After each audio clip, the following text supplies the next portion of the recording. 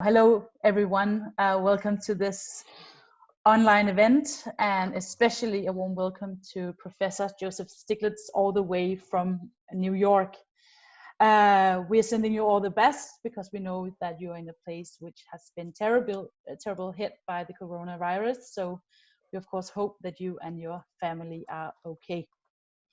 At this talk, Professor Stiglitz will talk about rewriting the rules of the European economy, which is also the title of his newest book. Of course, this webinar will be in the context of the coronavirus, which we all know has spread all around the world.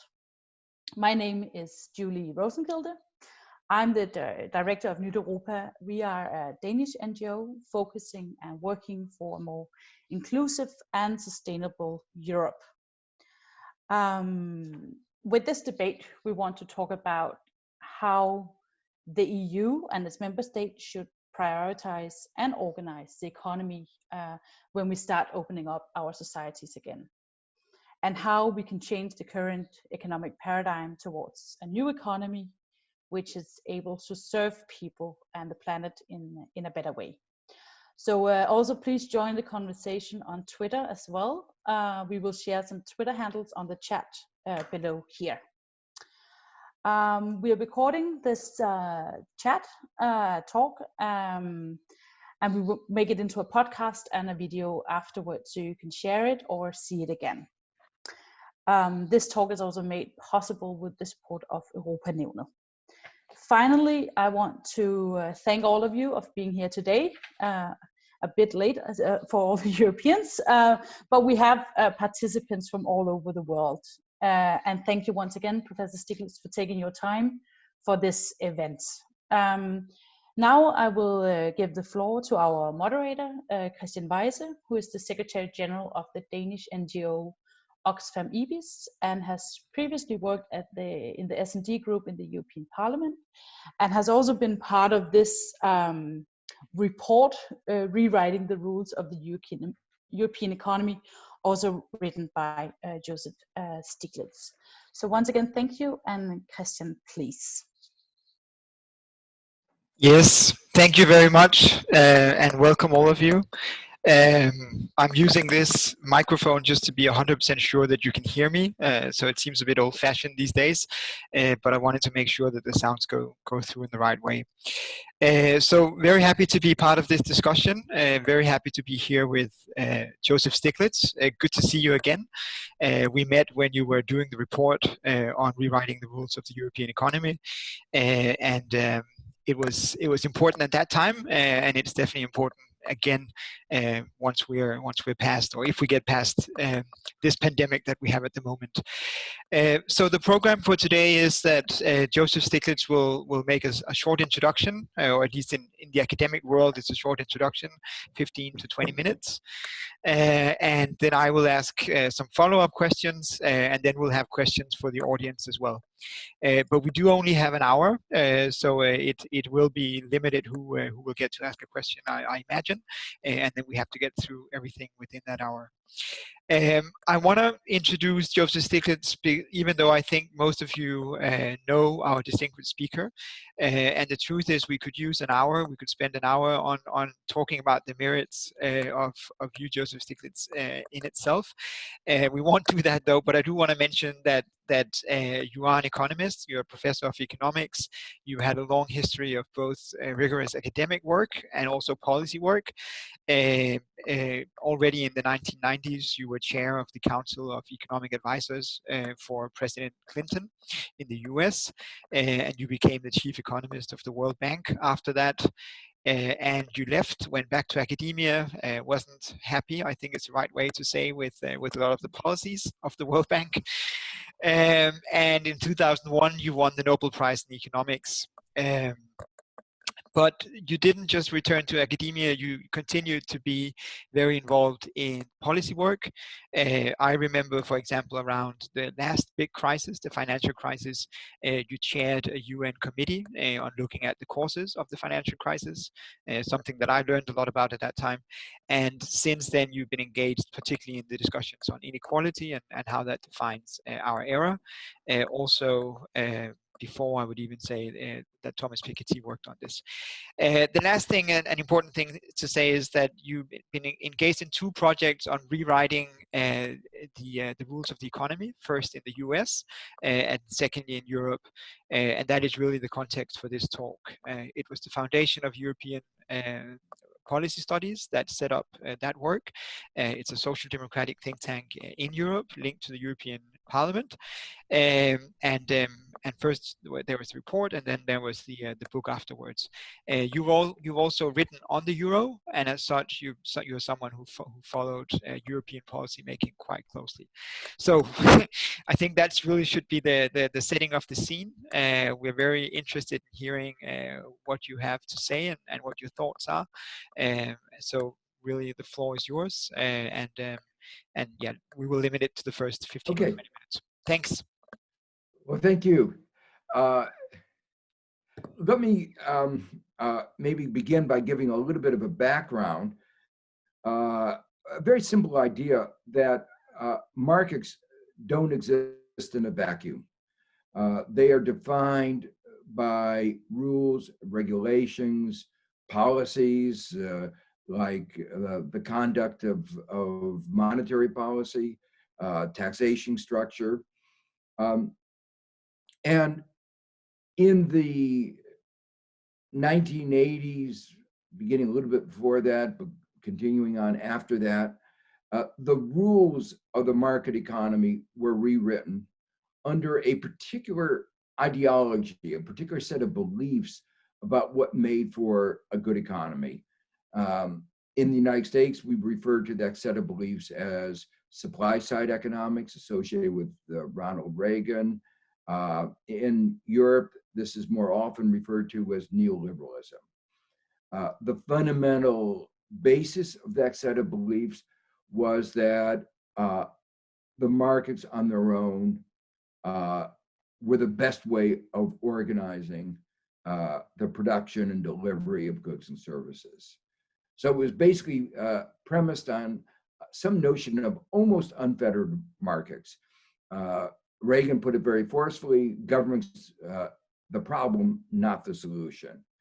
And so the balance between the market and the state and the civil society got disturbed. It got out of balance, and all the weight was put on the market, and the role of the government was denigrated. Well, we've had 40 years of this neoliberal experiment, and it hasn't worked out very well. I think we can declare unambiguously that it's been a failure. You know, if it had been only 5 years or 6 years, you can say, let's try it a little bit longer. There was a famous interview with Zhou Enlai when he was asked what he thought about the French Revolution, and he said, well, it's too soon to tell. Well, we haven't had 200 years, but I think we can say with some degree of confidence that neoliberalism has led to lower growth and more inequality. Growth is lower in the United States, it's lower in Europe, and the fruits of the growth have gone disproportionately to those at the top. Worse in the United States than in Europe, but in both places, not a good outcome. In the United States, there's been stagnation or worse in the middle. And that's inevitably had political consequences. The worst political consequences in the United States with the election of Trump, even though he didn't get a majority of votes, but he had a stronger support than one could have conceived. And it was an anti-establishment response. It was a view that the advocates of globalization, the advocates of financialization, of neoliberalism, the elites have promised that there would be more growth and that out of that everybody would benefit. And the view was they have been lied to, because clearly they could see that they had not benefited. Well, the weakening of the state, the weakening of government, meant it was less prepared to deal with crises. And we now are facing a whole series of crises, an inequality crisis, a climate crisis, and now most particularly a pandemic. So what I want to do in the next few minutes is talk about, try to recall why collective action is so important, why individualism, unfettered markets can't solve our problems. And then I'll try to relate that in particular to the COVID-19 crisis. As I said, the problem was it undermined the role of government as it destroyed the balance that we had previously had. And the state plays a very important role in a number of dimensions, in investments, in regulation, and as I said, more broadly, setting the rules of the game in disaster preparedness and response. So let me go through a couple of those in the very limited amount of time I have. So one of them is it undermined the key role of the state in investment. And this relates to an understanding of why standards of living today are higher than they were 250 years ago. Enormous changes over 250 years. And what is the foundations of that? Well, there are two foundations. One of them is the advances of science. And the other one is advances in social organization. The way of organizing society today is markedly different than a primitive agricultural economy. And part of that organization of society is collective action, civil society, and most importantly, government.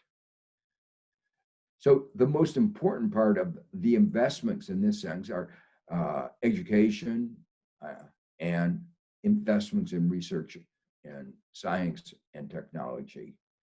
And the contrast between perspectives is probably, unfortunately, seen most clearly by Trump, because he's sort of illustrates the opposite of what one should be doing. Every year since he's been elected, he's proposed 30% cuts in science.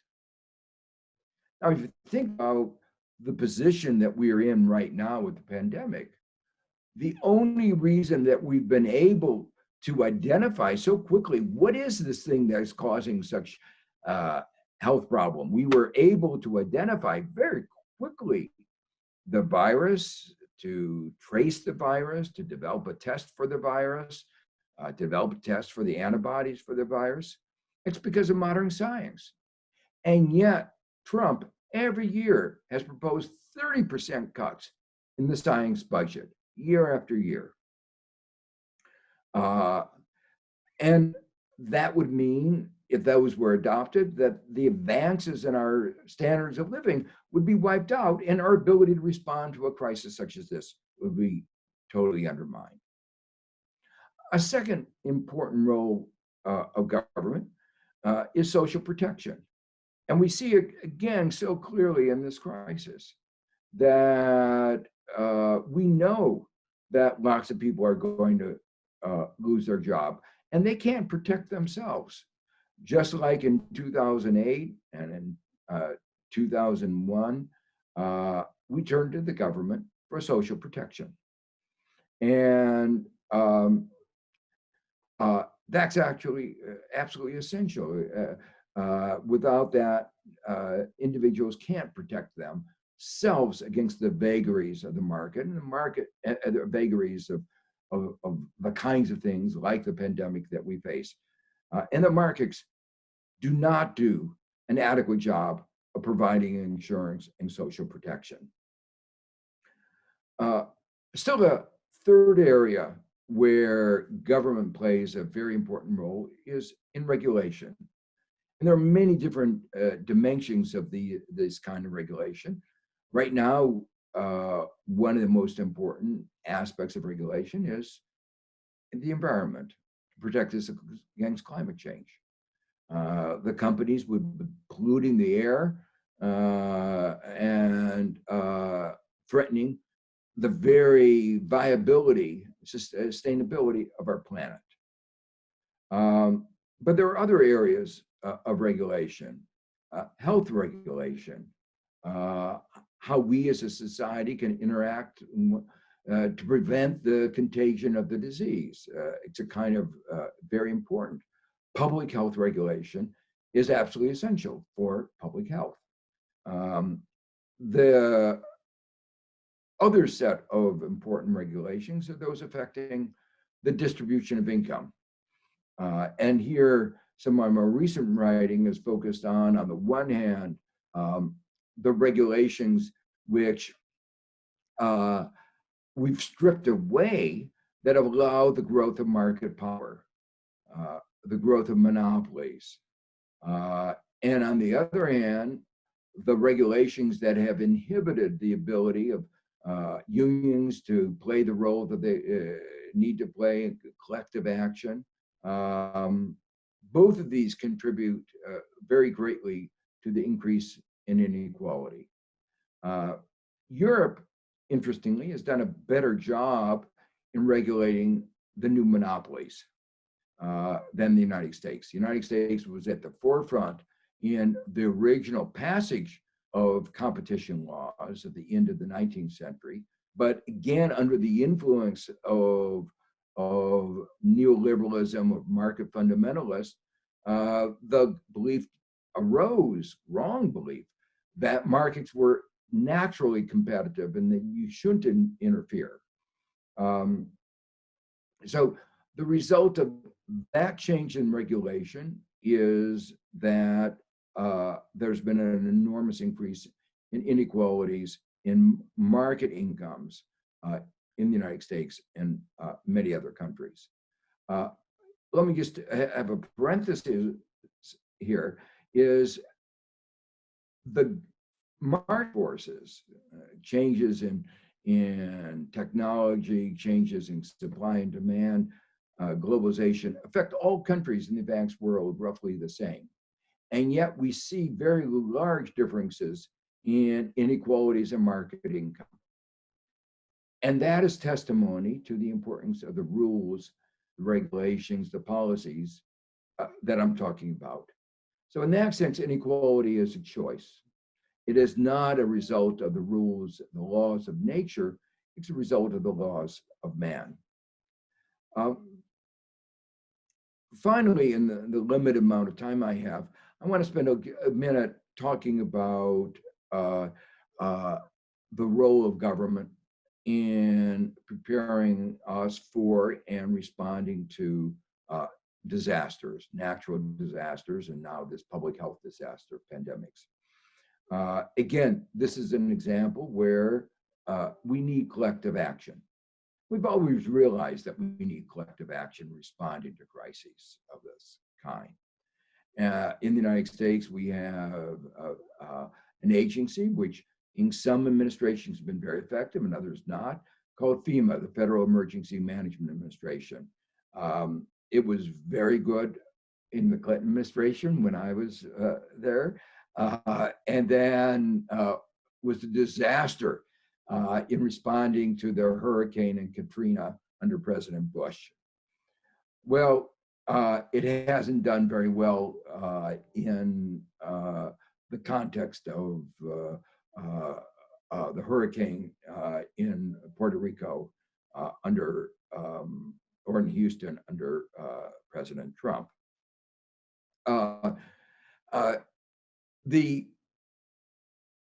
other side of this is not only responding to the crises, but preparing for the crises. And in response to the Ebola crisis of a few years back, President Obama set up a White House committee within the National Security Council to deal with pandemics, because we've seen one after another, and he thought really important that we be prepared. But President Trump disbanded that, undermined our ability to prepare. And then he pushed for cutbacks in the Center for Disease Control, which is the government agency that responds to a pandemic. We all know that we can't all have stockpiles of masks and protective gear, and that's why there's a national stockpile. But under President Trump, that national stockpile was allowed to be emptied out. Ventilators were not maintained. And all that meant that when the pandemic struck, we were not as prepared as we should have been. And that in turn has meant that the disease has had a much more devastating effect. Now, let me just spend 1 minute before we open up to questions and on the response of the United States and of Europe to the economics of the crisis. And economics and health are not, can't be clearly separated. And I think the United States, by providing such a bad example, illustrates some of the points I want to make on how it's important to get the rules right. The first example is that you don't want people who are contagious going to work. That should be obvious. But if you have low-income people with no reserves, which is the case in the United States, they're going to go to work unless they get paid sick leave. But the United States has the lowest level of paid sick leave of any of the advanced countries. So that meant you had people who were contagious going to work and spreading the disease. Now then Congress recognized that it was a problem and passed a provision to have paid sick leave. It recognized how important it is. But then the big corporations came in and said, we're making billions of profits, but we don't want to share them with our workers. Even if it helps spread the disease, we don't want to. And they succeeded in getting an exemption of 80% of American workers. So that meant that they were going to work and spreading the disease. One of the reasons why America's numbers are so terrible, both in deaths and in incidence of the disease. A second aspect in terms of health of this disease. This is a very nasty virus that goes after people who have pre-existing weaknesses in their health condition.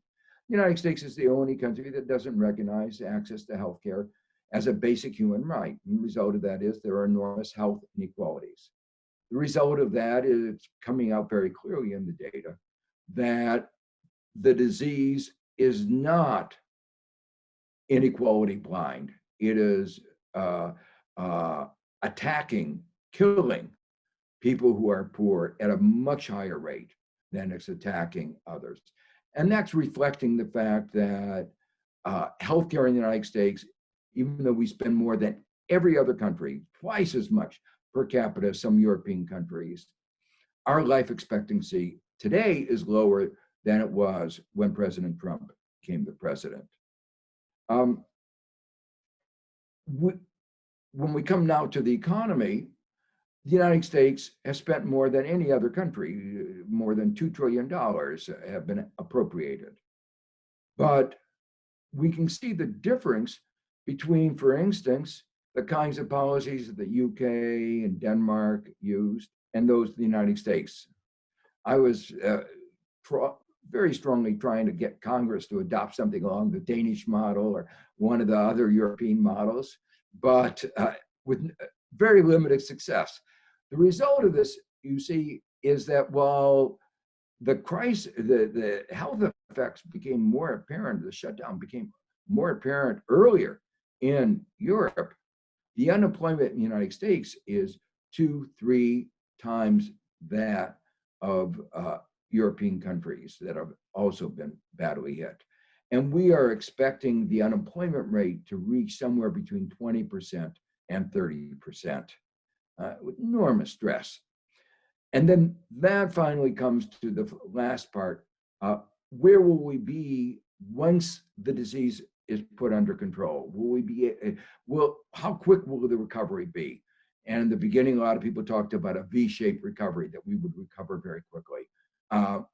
Because we didn't adopt the right policy, in spite of spending $2 trillion, I'm very worried that we will not have anything like a V-shaped recovery. We will have a very slow recovery.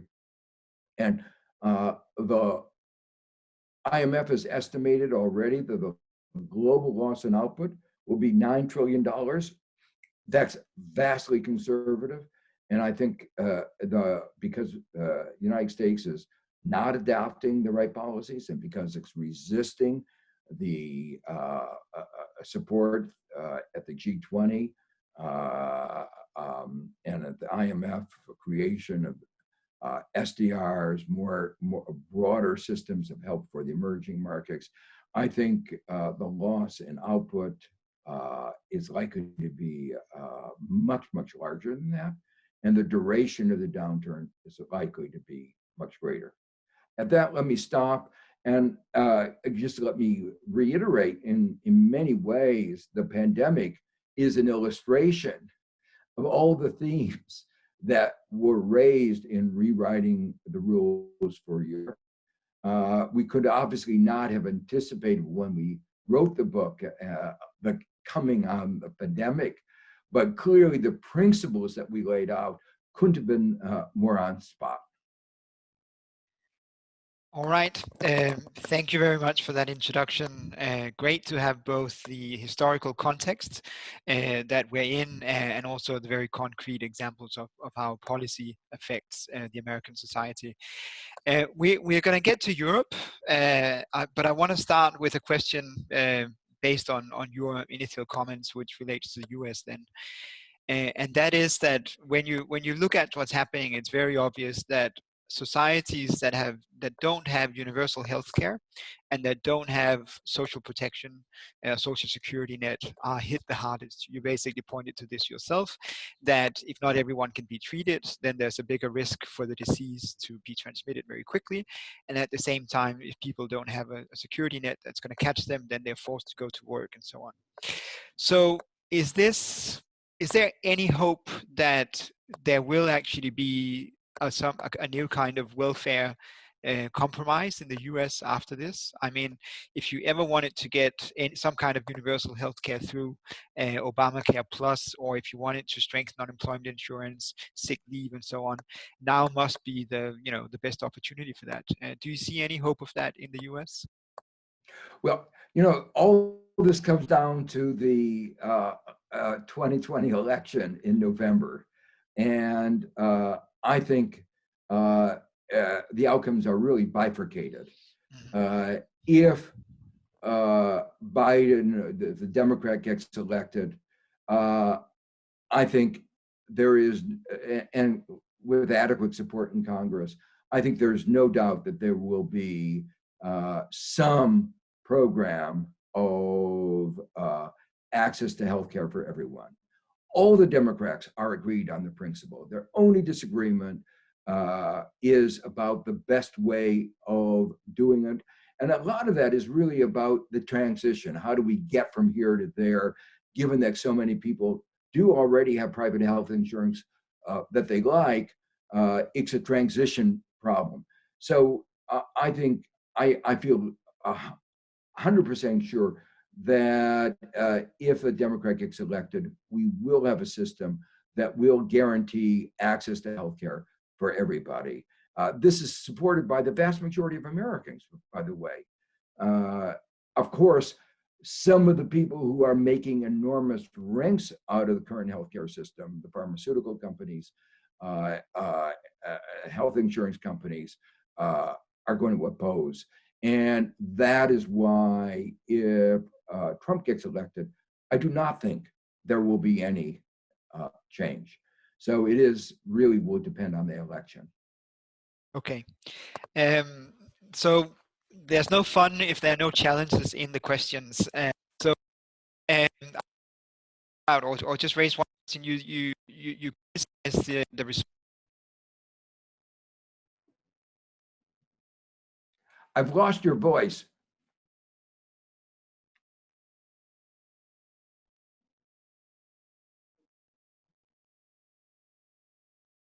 Sorry. Yeah. Can you hear me now? Yes. Sorry. Okay. So I was just saying,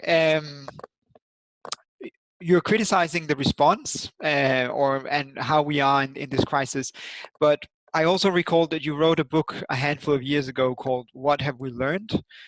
You co-authored it with a couple of other distinguished economists, and it was basically what have we learned in macroeconomics from the financial crisis.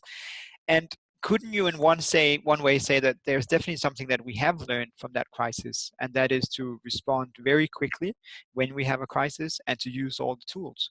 You know, I mean, in a way you could say that in the last crisis it took several weeks or even half a year for economists or policymakers to become Keynesians, and this time they became it overnight.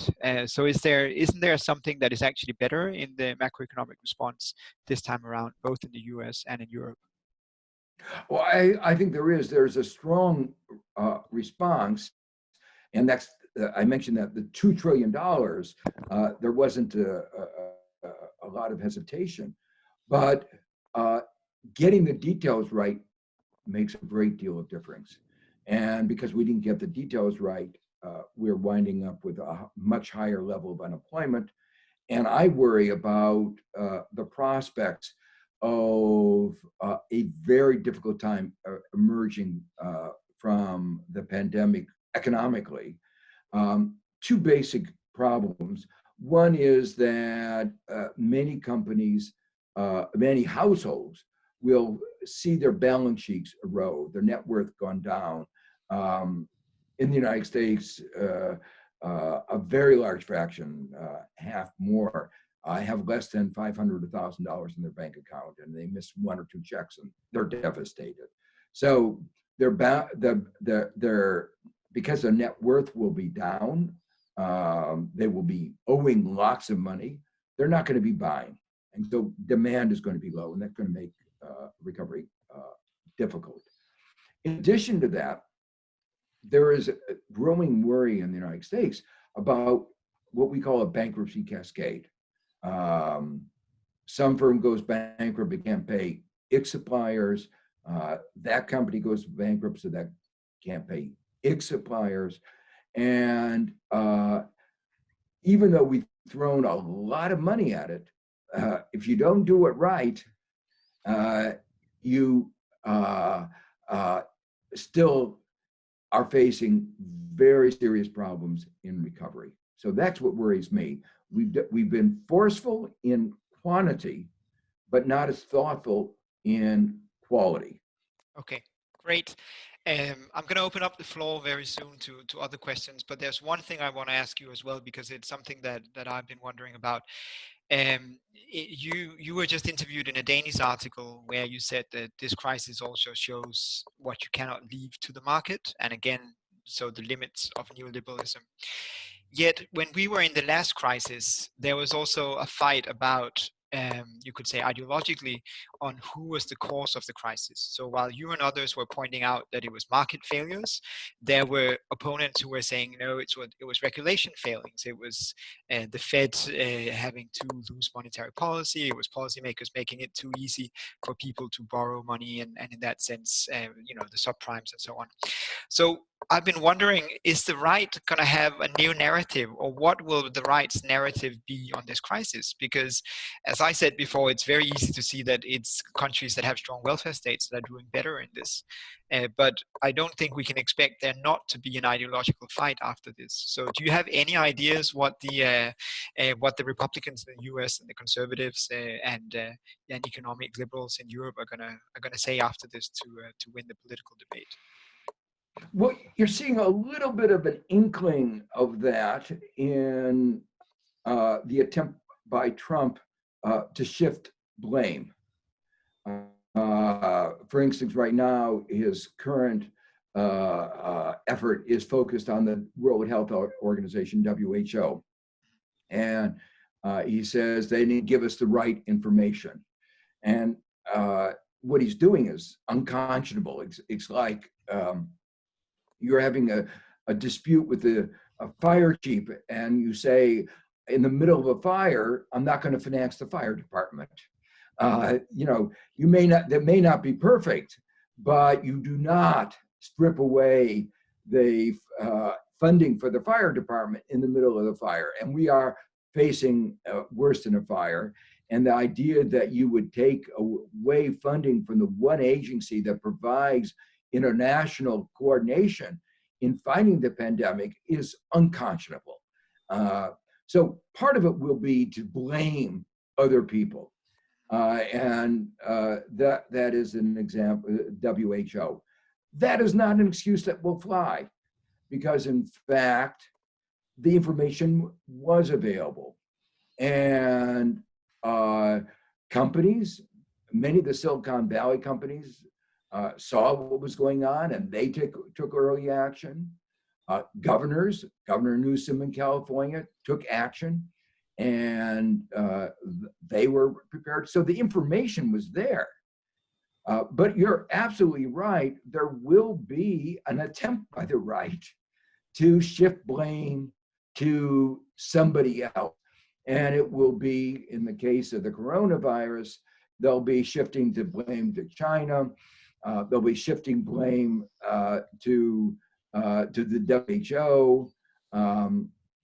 They're going to have a little trouble shifting blame to US government agencies, which is what they would normally, because the answer the US agencies will be like CDC, the Center for Disease Control, will say, the reason we weren't prepared is because you took away our funding. Yeah. And obviously, if you take away our funding, we're going to be not as well prepared. They even took away, this was one of the ironies, they took away the funding for that part of the Centers for Disease Control that focuses on the transmission of viruses from animals to humans, which is, of course, at the center of this pandemic. So he targeted the very source of the problem. So I think he's going to have a harder time as president to saying, we didn't do it. Now, one interesting thing, and Trump is a little bit at the extreme in this, when he was asked, how could you justify taking away the White House office on pandemics, responding to pandemics? His response was, I take no responsibility.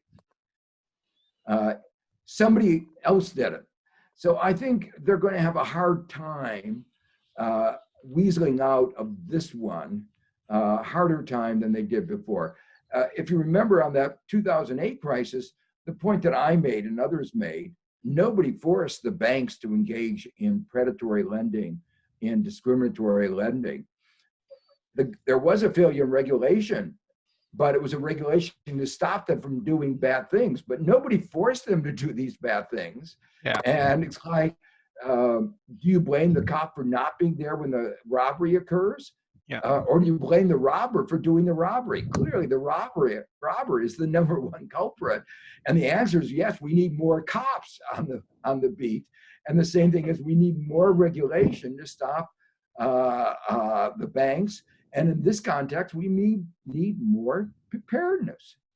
And that's what the Trump administration and those on the right have truly undermined.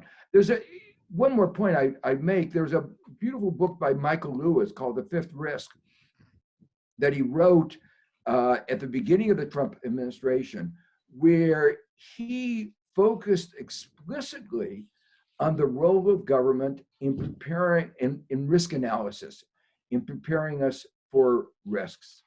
He didn't mention pandemics, but he mentioned weather risks and lots of other kinds of risks. And it was so to the point that the government in every area under Trump had stripped away preparedness for crises of this disaster crises of this kind. All right. There are lots of other things I would like to ask you, but we really have to give the floor to some other people as well. So I'm going to see if I can pass the mic to Lone Loklindt and to Mogens Lykketoft as well, and then we'll take those two first questions. Yes. Yes. Thank you very much for your what you all explained to us about the situation mainly in the US, but I know you're very much into the European economy as well. So allow me to switch to this pandemic that has also touched everyone in Europe now. It's the first time in my life that something is touching upon the whole world at once. And in Europe, we have seen how the European countries have closed their borders and concentrated on national solutions. Now we know that the Commission has made out a huge package, finance package, proposed a huge package. But how do you actually see the long-term solutions? What could we do to make the European solidarity to be funded in order to make European economy recover in a way that we have green transition and sustainable development goals in the center of all initiatives? And to that, you can maybe say what should be the first suggestion for the ministers who are to meet on the 23rd of April with Ursula von der Leyen and all the other national leaders. So I think the first. Can we take one more question? Oh, okay. Is that okay? Sure. Thanks. We'll just take Mogens Lykketoft as well. You've definitely met him before, so. Thank you very much, and thank you for your excellent analysis here, Joseph Stiglitz. You may remember I'm a former minister and MP here in Denmark, but also was President of the General Assembly of the UN in 2015. When we first met 9 years ago, I asked you if you could resume in one sentence the essence of what you wrote about the financial crisis and the inequality. And it has sounded in my ears ever since what you actually answered, namely, maybe we only have the best government money can buy. That was your answer to that. And of course, in the discussion of what is going on now in the United States in particular, but also in Europe, do you think we have a good chance of changing that trend now, especially when we have this very bizarre and dangerous example of what money can buy in the White House right now? That was my first question. My second question was associating to what Lone Loklindt just raised, namely the big issue here in Europe is how do we reconvene, how do we create some kind of European solidarity in the present crisis and in dealing with the climate crisis after that. And you could answer that question also, and I'd like to hear your opinion on that. Specifically, could we expect, you think, after having analyzed Europe so long time, that finally the German attitude towards Eurobonds, towards expansionary financial policy could finally change? Because I think that is the real condition for the European cooperation to come over all this? Thank you. Yeah, I'm glad you raised that at the end, because that was the answer I was going to begin with. That I think it's absolutely essential for European solidarity that there be the Corona bonds, that they're sometimes called, that there be borrowing funds supplied from Europe to the countries that are most afflicted and who are least able to bear the cost. Italy and Spain, as example, that the refusal so far of some of the Northern European countries, particularly Germany and the Netherlands, to support a Euro bond, a Corona bond initiative, is going to undermine European solidarity enormously. Italy resources were limited before, and political skepticism about European solidarity was very great. And there were those on the right that were already attacking Europe. And if in the presence of this disaster, Europe doesn't show more compassion, I think it will feed into this Eurosceptic view that is already present. So I think the Corona bonds are the first order of priority, and so far there's been a resistance.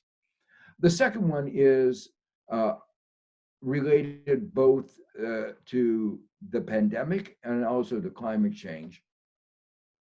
There's been a temporary suspension of the 3% deficit to GDP rule of the Growth and Stability Pact.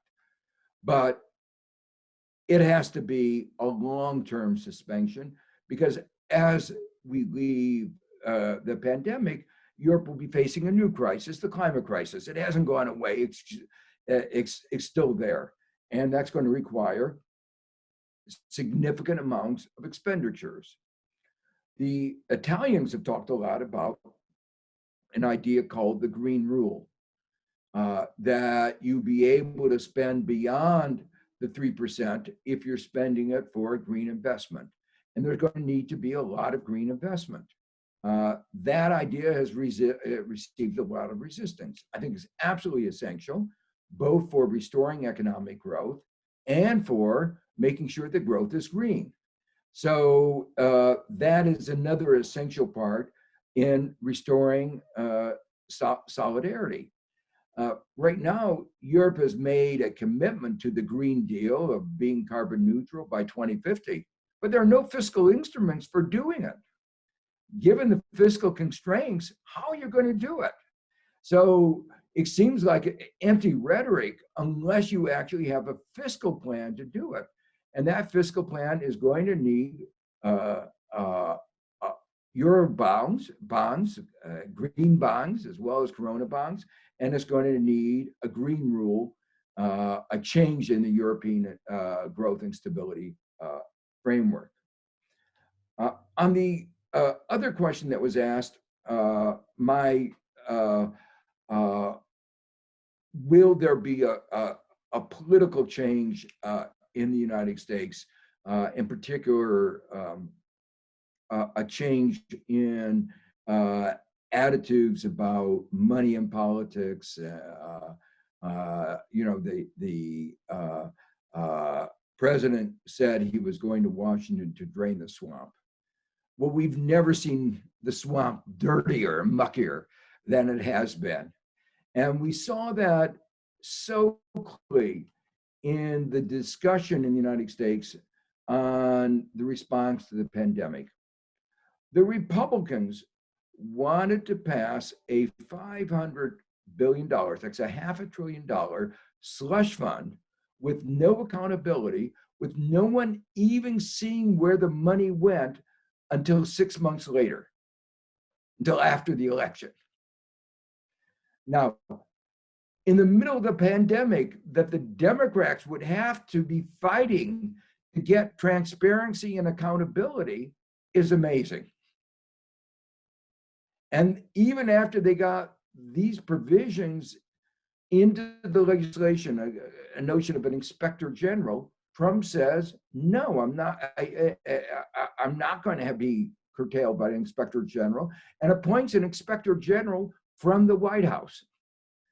So there is a real commitment to lack of transparency and a lack of accountability.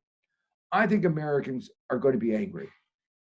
And the fact that I mentioned before that where money went was not determined by what was most important, but by where the most money was, where the most lobbyists were, is impairing the nature of our response.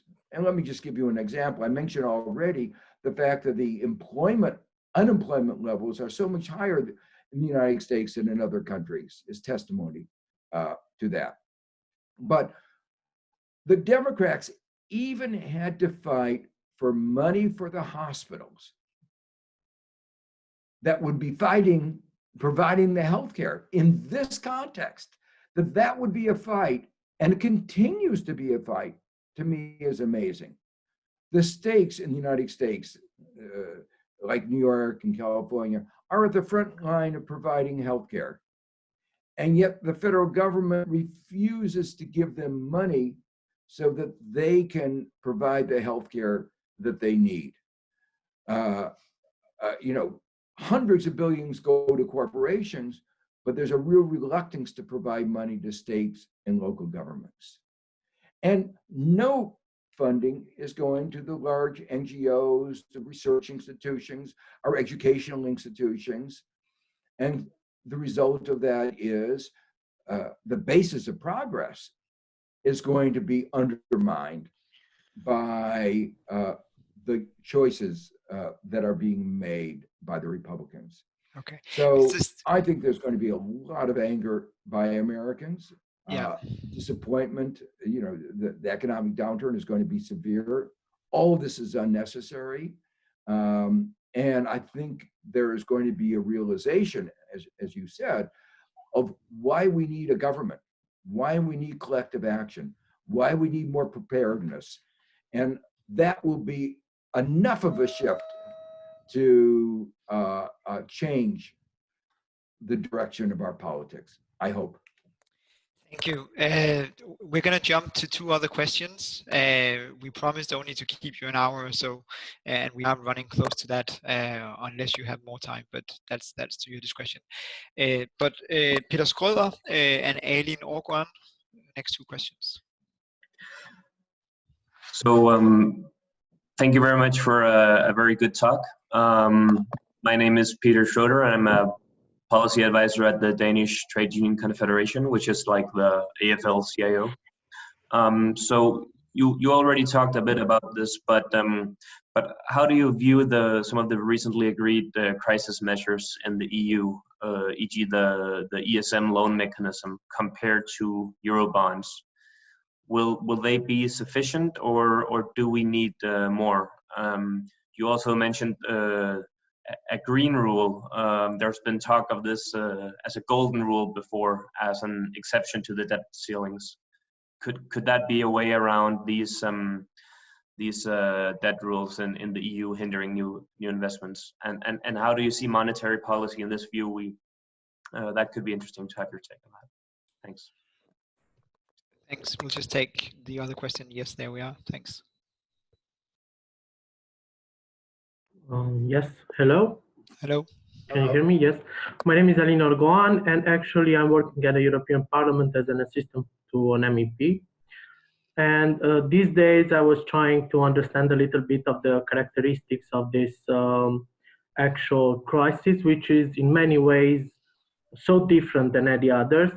And my question to you, Mr. Stiglitz, was if the tools, if the economic treatment or the economic solution that are proposed right now are adapted to the nature of the crisis, we are seeing households and our citizens who are overwhelmed by debt, and SMEs that cannot afford any more credit. And it seems like, okay, partially it's true that the credit lines and these tools can help them, but for most of them, these numbers that we are, I mean, all these measures with big numbers and big figures do not become concrete in the real life, and normal people do not see this number.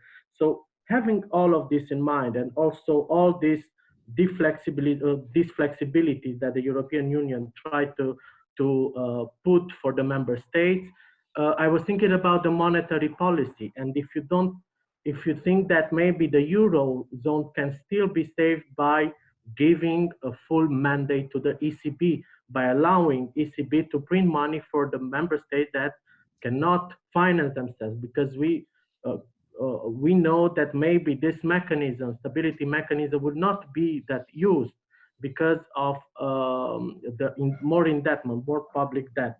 And of course, for the non-Euro area member states, I'm a Romanian, and Romania's central bank, of course, it's also under the Article 123 of the TFU, who forbids the bailout of the member states of the public authorities, but cannot be can we think out of the box and give solution like monetary policy to these national central banks, such as printing money, but giving them to the private sector, not the public sector, in such a way. So this would be the question: is the monetarism a solution to this actual crisis by giving actual money to those who are in the most in need? Thank you. Thank you. Yeah, those are both very, very good questions. Let me first comment a little bit about the trade union itself, which is playing a very important role in the United States, and some stories that are hard to believe but are true. You know, many of the workers, like the butchers, were going to work without protective gear, without masks, imposing a risk on themselves and on the customers. And it was only the union that said, this is unacceptable. And any single worker would have been powerless. But the union said, if you don't give our butchers masks, we're going on strike. And they got the masks. So it's a real example of the force of collective action of unions in protecting their workers, but also protecting all of our society. And I think one of the reasons why America is responding so poorly is that we have eviscerated our unions. Our unions are much weaker than they should be. The ESM, $500 billion is a lot of money, but compare that to the $2 trillion. The European economy is actually the same size, a little bit larger than the United States, so it's clearly inadequate. And the general view in the United States is that the $2 trillion is not going to be enough. We are going to have to spend substantially more than that. So the first problem is that the ESM is not big enough. The second problem with the ESM is that it typically is accompanied by conditionalities, which the recipients are reluctant to get. Now, in this particular case, money has been provided with less conditionality, and so it's been acceptable. But the fundamental problem is it wasn't designed to be a response to a pandemic. It was response to a financial crisis. And what you need is a response to the pandemic. And that's where the Corona bonds I talked about before become so important, or the kind of suggestion I'll come to in a second of stronger actions on the part of the ECB. I I agree that one has to change the 3% deficit to GDP rate limitation.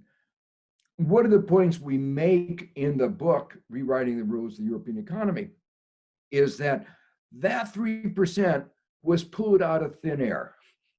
There was no economic justification.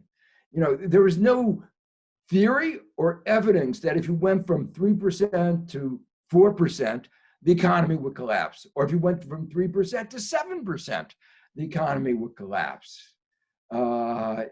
And just to put it in context, before the crisis pandemic, the US had a deficit of around 5% of GDP, a little bit more. And now we're going to something like between 15 and 20% of GDP. So we've torn up any limit on deficit GDP. And I think, you know, whether we're a little bit reckless is another matter, but I think your 3% is simply not fit for the current pandemic. And you need, and nor is it fit for the achieving the Green Deal that Europe has committed itself to. You really need to go beyond that. And what I like about the Green Rule is it says, okay, we'll keep the basic framework. We're not going to argue about that, but we have to make an exception for climate investment, and we have to make an exception for responding to the pandemic. And that makes, you know, sort of as a political compromise seems to me a reasonable way to go, and would by itself have a lot of impact. Now, the point of, you know, the question of where do we use monetary policy? In general, monetary policy is supposedly about liquidity. That is providing money to people who in normal times would have access to funds, but because there's a crisis, the financial markets are not functioning normally, and the central bank has to make sure that the flow of blood, the flow of money continues. This is one of those times. 2008 was another time, and if you look at what was happening, the uncertainty is inevitably going to lead to a freezing of the flow of credit, and that's why central banks have to take an important role. Okay. On the other hand, central banks are not well equipped to lend to small and medium-sized enterprises. In the past, they did lend occasionally to big corporations. But I worry about that because it makes an unlevel playing field. It means the big corporations like Siemens can get access to money at low interest rates, and small and medium-sized enterprises can't. That really tilts the economic playing field. And since SMEs are so important in job creation, will result in more unemployment. Since SMEs are more important in small in countries like Romania and in Greece, it's unfair to countries where the SMEs are more important.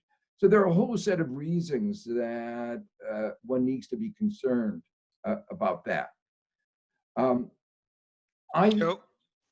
we are running out of time, but Yeah. so I just want to let you know. Okay, let me just finish it. Yeah. It take about 2 minutes. Is that okay? We have all. So, it's only your time that we are conscious of. Okay, no, I can see the time, so I'm okay. Great, I'm okay. great. Thank you. So let's go back to what's happening in the United States. We're running this huge deficit. as I say, 15% of GDP. Who's effectively financing this deficit? It's really the Federal Reserve. Whatever the rules of the game are, there's a lot of there's a lot of charade being played. Central banks are not allowed to give money to governments. So what happens? Central governments issue bonds, and then central banks buy the bonds from the market. So they can buy the bonds from the market the next day. It's just a charade. It's a charade that's a little bit costly because the investment banks that organize the buying of the bond to sell the next day to the central bank make a bundle out of it. And maybe it was a program to assist the investment bank, who always like a little bit of money. But it makes no sense. In practice, in the United States and in Europe, central banks are financing governments. Now, you want to ask the question, are we facing an inflationary pressures? Right now, the problem is clearly no. GDP is plummeting. There's no inflation. In the future, we could. But that's a problem we'll have to deal in the future. When the pandemic is under control, people are going back to buying. It's not going to happen in the next 2 months, I can assure you of that. But we put a lot of liquidity in the system. We've given a lot of people purchasing power. And meanwhile, the production of goods has gone down. So we can't ignore that as a possibility. The central bank has to monitor it. But we have tools. If it turns out that inflation starts to creep up to a significant level, then there are instruments for taking liquidity out of the system, and we know how to do that. By the way, the evidence that there's another one of the numbers that is pulled out of thin air that we point out in the rewriting the rules of the European economy is the 3% number. The deficit GDP was pulled out of thin air. The 60% debt to GDP was pulled out of thin air, and the 2% inflation number was pulled out of thin air. And so if you have inflation at 3%, do you think the economy will collapse? No. In fact, there's a lot of research that says that a little higher inflation would actually be good. And very respectable, chief economists of the IMF have talked about having a little bit higher inflation, giving a little bit more flexibility, allow the real interest rate to be a little bit lower. So there are good arguments for allowing for a higher rates of inflation. The fetish over deficits, debts, and inflation at the particular numbers that have chosen out of thin air is one of the main reasons that the rules of the European economy have to be rewritten. They just don't make any sense. They didn't make sense before the pandemic. They didn't make sense before the climate change crisis. But now we're in a situation where we're facing an inequality crisis, a climate change crisis, and a pandemic, and they are really not fit for purpose. And we really have to rethink those rules. And particularly if European solidarity is going to be preserved, because European solidarity will only be preserved if it can be shown that the European project works, and not just for the best performing countries, but for all the countries of Europe. Thank you very much. There's been around a couple of hundred people in the audience, and several of them have written questions online as well. So I wanted maybe if I can introduce one thing. It's very brief, but maybe it deserves a long answer. But several people have asked of the link to climate and climate change and ecology, and basically asking, is the goal to restore growth? Is there not a problem between economic growth and actually maintaining our planet with the finite resources that we have? And I think one person even asked if green growth is an oxymoron or isn't an oxymoron. So do you have a very brief response to that? Part of the audience basically saying it's the whole obsession with growth that's the problem, not that it's low. Thanks. Sure. No, the links between these problems, it's important to explore the links between these problems. There's a link between public health and climate change, that climate change is going to expose us to a lot more public health risk going forward. So I think anybody that is worried about public health also ought to be worried about climate change. Now, in terms of growth, there is a question about what we might call the quality of growth and the quantity of growth. There are questions about, there are different ways,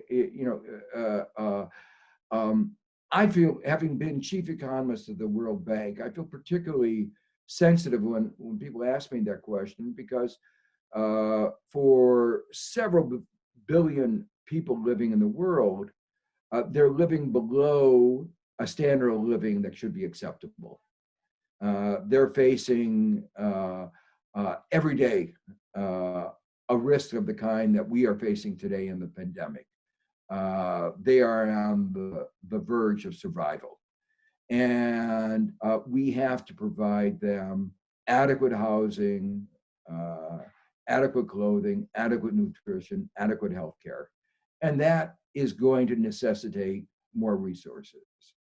But I believe that we can have more resources available for their ability to achieve a basic standard of living within the confines of our planetary boundaries. In other words, in a carbon neutral world of the kind that Europe has committed itself to. It's going to require changes in the modes of production. It's going to require maybe important changes in patterns of consumption and what we do and how we do it. I did a study with Lord Stern on what would it take to achieve the Paris and Copenhagen goals. And could we achieve that within a framework of continuing high quality growth? And there's no magic number here. I'm not wedded to any number. In terms of the standard of living of those in the upper half of Europe and America, there's no need for an increase in their standard of living. I absolutely agree with that. But can we achieve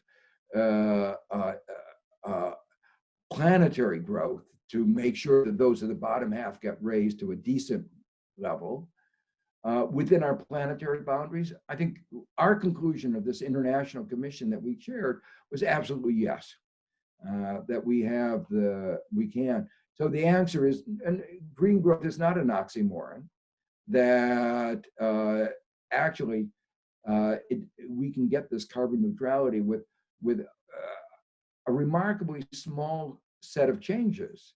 Small in a sense that we are easily achievable, but it's going to require doing a lot more than we've been doing. And it's going to require, as we've been talking about, Europe to make its commitment to carbon neutrality is going to have to change its fiscal stringency, is going to have to make investments.